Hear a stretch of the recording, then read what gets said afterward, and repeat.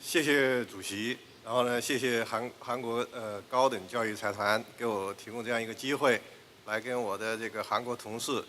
交流对于这个中国的这个对外政策的看法那么我呢有一点是感到非常的这个尴尬，因为我的很多韩国同事都能够说中文，我呢基本上是说不了韩语这种尴尬对我来说呢并不是第一次。在我的这个大学的门外，就是一个韩国人的居住区，在那个居住区呢，有很多韩国人生活。当我路过那个居住区的时候，经常会有韩国人过来跟我说韩语，但是我都无法回答。但这也告诉我，我可能长得有韩国人的脸，我非常以此作为感到骄傲。那我希望我今后呢，不光是有韩国的脸，还有韩国的心。还能够多少说一点韩国的话那么呢，首先呢我想介绍一下，就是中国的在安全问题上的哲学，或者说是在安全问题上的一种性格。首先我要说的呢，就是中国是如何定义安全威胁的。中国定义安全威胁的方法和西方国家非常非常不同。西方国家，比如说美国人、欧洲人，他们是把敌对国家定义为安全威胁。那么，对中国而言呢，中国很少这样做。对中国而言，安全威胁是一种情况，是一种情形。因为这个韩国和中国长期以来有非常相似的文化。你们可能比较容易理解中国的这种看法。比如说，中国把这个国家没有年长的国君就看作是一种安全威胁，就是这个国王年龄太小了，这就是安全威胁。这个跟外国没关系，就是你自己的这个国王年龄太小了，就是安全威胁，对吧？再比如，中国把这个落后，就把自己落后看成是一种安全威胁。叫做落后就要挨打，谁来打？那不是最主要的，就是落后是最主要的。比如说，在100多年前，有一个你们想象不到的小国卢森堡曾经侵略中国。也就是说，你如果要是把一个国家定义成安全威胁，你不会想到卢森堡；但是如果你把落后定义成安全威胁，那卢森堡都会来侵略你。那么，如果我们看中国的国防白皮书的话，我们能够看到很多这样的例子。比如说，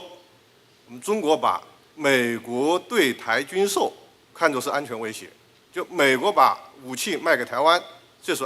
是一种安全威胁。但这不是说美国就是中国的安全威胁。另外一个例子就是，中国把核扩散加剧这种情况看作是安全威胁，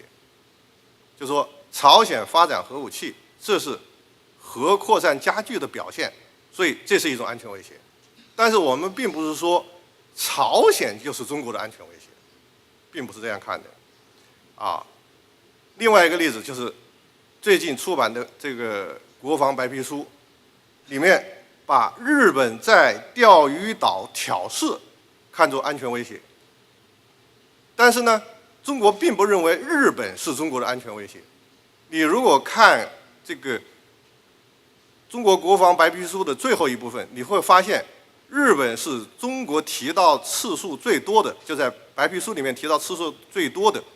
安全合作伙伴。也就是说，中国把日本看作是安全合作伙伴，但是日本在钓鱼岛挑事这种情况是中国的安全威胁。我们理解了这一点呢，就能够回答很多问题。经常会有美国学者问我们，谁是你们的安全威胁？我们中国学者回答不上来，因为我们并不把敌对国家定义为安全威胁，我们把情况定义为安全威胁。那么，与此类似，中国还有其他一些非常独特的这个安全哲学，比如说，中国讲究综合安全，不是说你军事上安全了，你国家就安全了。如果你粮食不够吃，也不安全。另外一个呢，就是中国在军事和安全的平衡上，从1978年到现在，应该是跟1978年之前有很大的差别。1978年之前，中国是把军事安全放在首位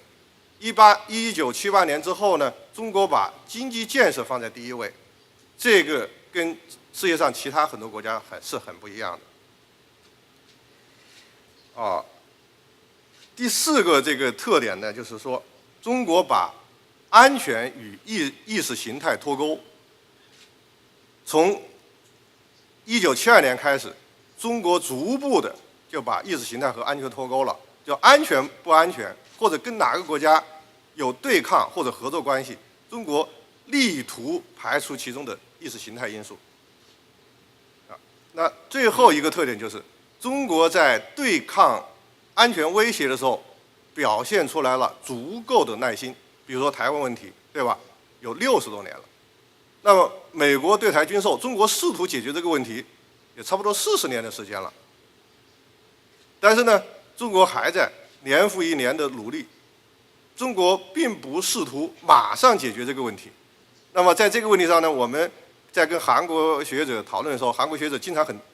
非常着急地问：为什么你们老是在朝核问题上强调耐心？如果你们看我们在台湾问题上的耐心，就不会觉得奇怪了。好，在介绍完我对中国的这个安全哲学的这个理解之后，那么我下面呢非常简要的讨论一下我对这个朝鲜的这个核能力的看法。那么我们大家都知道，朝鲜到现在为止做了3次核试验。我们现在能够明确知道的是，这3次核试验它的威力逐步提高了。大家现在非常关心的是，它这3次核试验是不是已经小型化了？那么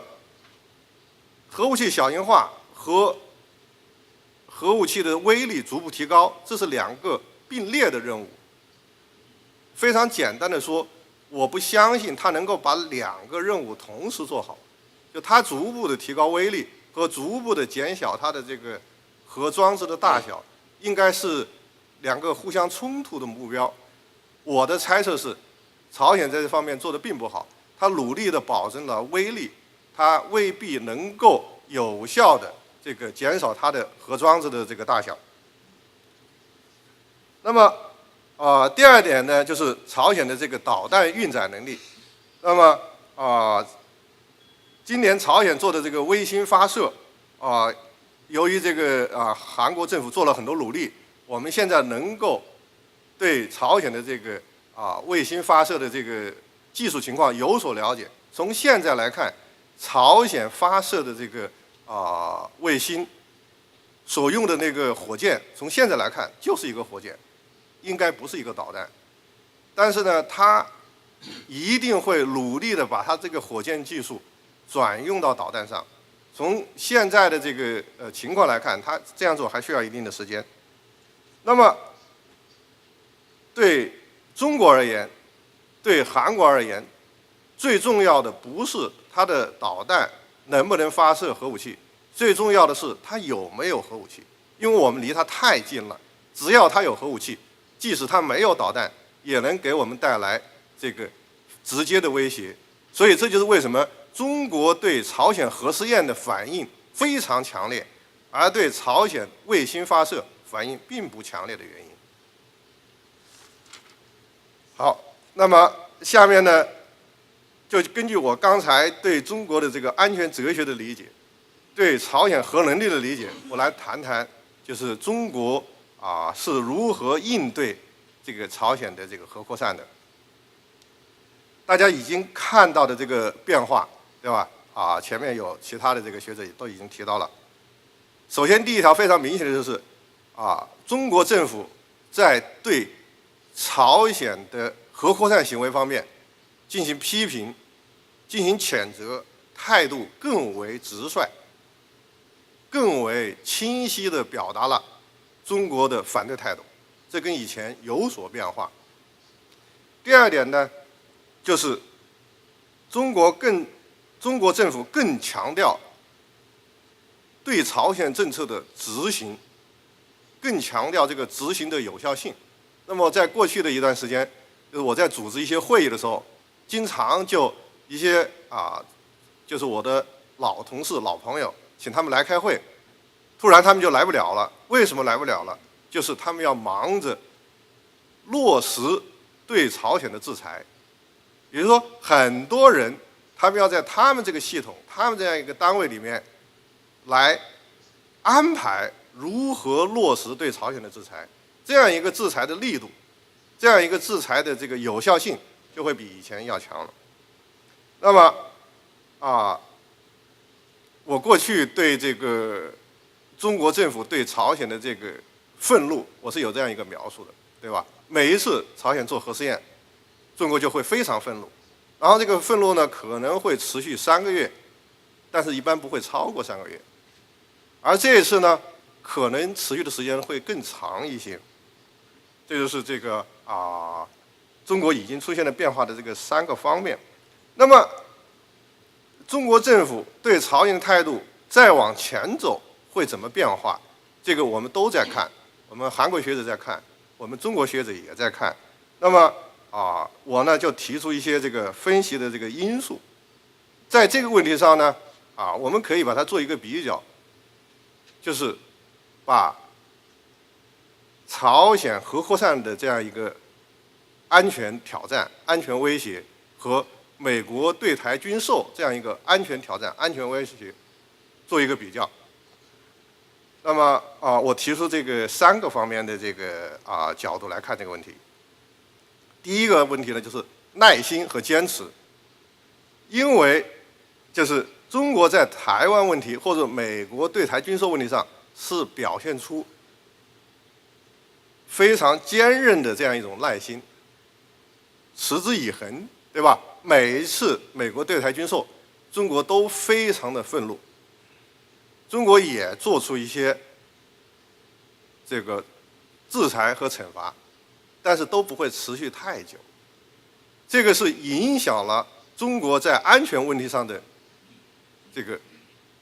力度的。同样的，在面对朝核问题的时候，中国也有类似的表现。那么，今后中国对朝核问题的这个制裁和这样一个决心能够坚持多久？我觉得可以从，如果美国对台军售，我相信美国一定会对台军售，中国如何反应，会有非常强的关联。如果中国是在美国对台军售之后，如果中国的反击持续不超过3个月，那么中国在对朝鲜的政策上也会软化下来的。这是它的一个安全上的性格的在不同领域的表现。它不可能在一个方面特别强硬，在另外一个方面呢又表现得很有弹性，它很难做到这一点。从性格上来说，那么第二个分析的角度就是经济和安全的平衡。中国在安全问题上常常做出妥协，妥协的一个重要原因是要兼顾经济发展。有很多人到中国来做中国的思想工作，希望中国不要在台湾问题上过于强硬，他们的理由就是经济发展对你们更重要。那么同样的，